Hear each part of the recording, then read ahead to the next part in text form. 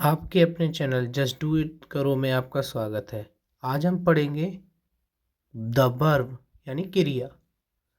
क्रिया क्या होती है देखिएगा।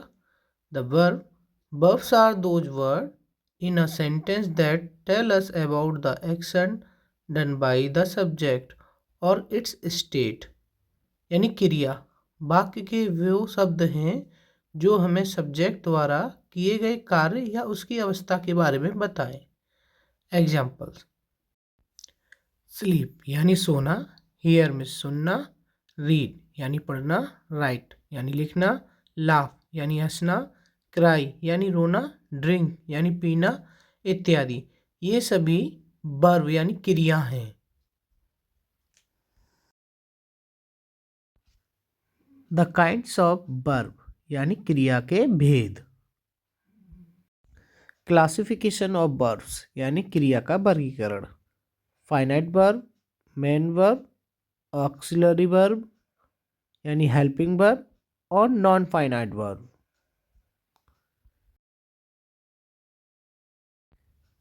फाइनाइट वर्ब वह क्रिया जो अपने सब्जेक्ट, टेंस तथा पर्सन के अनुसार अपना रूप बदलता है उसे हम फाइनाइट वर्ब कहते हैं।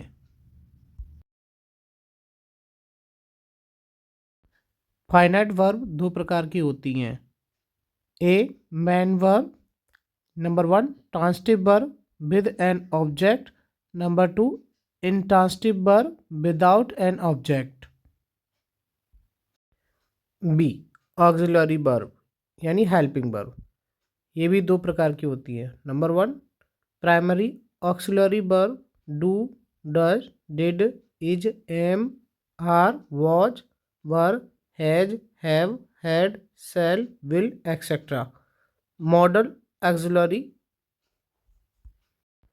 शैल, will, should, would, can, could, may, might, must, ought to, need to etcetera.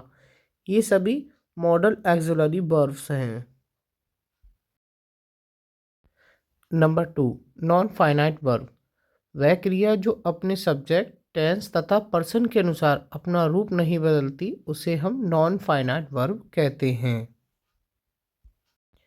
जीरेंड first form plus ING as a noun, infinitive to plus first form and participle first form plus ING. Example से समझ लेते हैं। Walking is a good for health, it is difficult to climb a tree. ये सभी non finite के example हैं। इनके अधिक जानकारी के लिए एक नेक्स्ट वीडियो में बनाऊंगा, उसमें आप जान पाएंगे नॉन फाइनाइट वर्ब क्या होते हैं deeply. Type of verbs: transitive verb यानी सकर्मक क्रिया, इंट्रांसिटिव वर्ब यानी अकर्मक क्रिया, लिंकिंग वर्ब यानी योजक, ऑक्सिलरी वर्ब यानी हेल्पिंग वर्ब यानी सहायक क्रिया। तो ये इनके टाइप हैं जो कि 4 होती हैं। ट्रांसिटिव वर्ब यानी सकर्मक क्रिया, a verb that require an object to complete its sense is called a transitive verb. जिस क्रिया यानी वर्ब के साथ ऑब्जेक्ट होता है उसे हम ट्रांसिटिव वर्ब कहते हैं। Example: Meenu opened the door, the cow gives milk, the baby drinks milk, Lalit wrote a letter. तो आपने देखा ओपनड, गिव्स, ड्रिंक्स और रॉट, इनके बाद ऑब्जेक्ट दिया है इसलिए ये ट्रांसिटिव वर्ब हैं। नंबर 2 इंट्रांसिटिव वर्ब यानी अकर्मक क्रिया, a verb that does not require an object but makes full good sense by itself is called an intransitive verb. जिस वर्ब के साथ किसी ऑब्जेक्ट का प्रयोग किए बिना वाक्य का अर्थ पूरी तरह समझ में आ जाए तो उसे हम इंट्रांसिटिव वर्ब यानी अकर्मक क्रिया कहते हैं। आइए इन्हें एग्जाम्पल से समझ लेते हैं। द बेबी स्लीप्स यानी बच्चा सोता है। द सन शाइन्स सूर्य चमकता है। द बर्ड्स फ्लाई पक्षी उड़ते हैं। तो आपने देखा इनके बाद कोई भी ऑब्जेक्ट नहीं है, इसलिए ये सभी इंट्रांसिटिव वर्ब हैं। लिंकिंग वर्ब यानी योजक क्रिया। इनको जानने से पहले हम कॉम्प्लीमेंट के बारे में जान लेते हैं। Complement, a word required to form a complete predicate is called a complement to the verb. यानी पूर्व विधेय बनाने के लिए आवश्यक शब्द को क्रिया का पूरक कहा जाता है। आइए ना एग्जाम्पल समझ लेते हैं। जैसे Ram is a doctor, she was an old lady. तो आपने देखा ए डॉक्टर और एन ओल्ड लेडी ये दोनों ही कॉम्प्लीमेंट हैं, इसलिए इज और वाज आपकी लिंकिंग वर्ब कहलाएगी।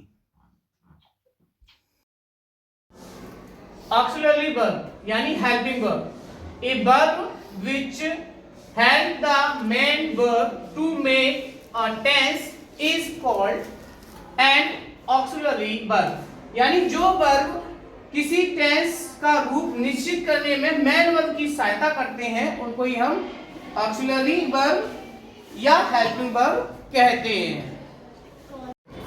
आइए कुछ एग्जांपल से समझ लेते हैं।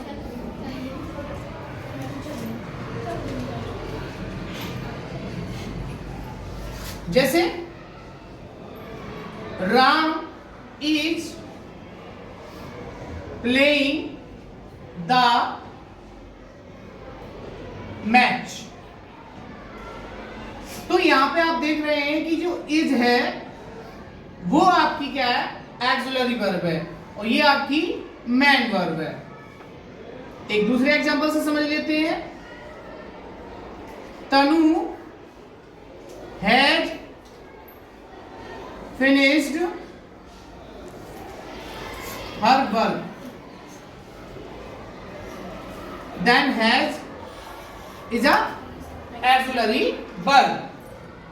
क्योंकि यहां पे क्या हो रहा है, ये इसमें सहायक हो रही है, इसकी सहायता करिए क्योंकि फिनिश्ड हर वर्ब। ठीक है, तो एक्सिलरी वर्ब क्या होती है, यानी जो वर्ब किसी टेंस के रूप में निश्चित करने के लिए मेन वर्ब की सहायता करते हैं वो एक्सिलरी वर्ब कहलाती हैं।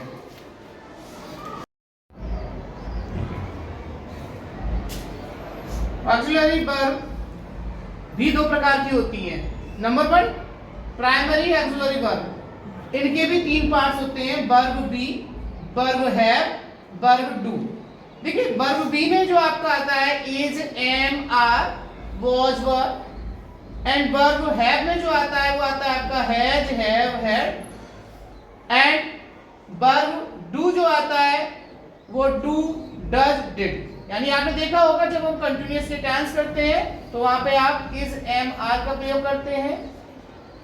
पास्ट कंटिन्यूअस होता है वाज, वर का प्रयोग करते हैं, और आपके परफेक्ट टेंस होते हैं वहां पे हम हैज, हैव, हैड का प्रयोग करते हैं, और इंडेफिनिट टेंस होता है तो डू, डज, डिड का प्रयोग करते हैं। जबकि अब दूसरा जो पॉइंट दिया है मॉडल ऑक्सिलरी वर्ब, ये यानी किसी वर्ब के साथ प्रयोग होकर मूड प्रकट करते हैं, जैसे can, could, may, might, should, would, ought to, need, dare, etcetera, ये सभी मॉडल ऑक्सिलरी वर्ब कहलाती हैं।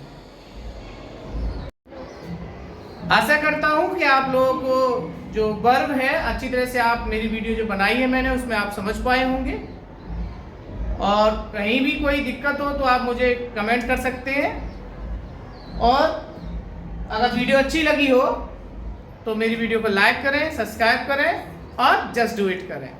Thanks for watching. Okay, bye bye.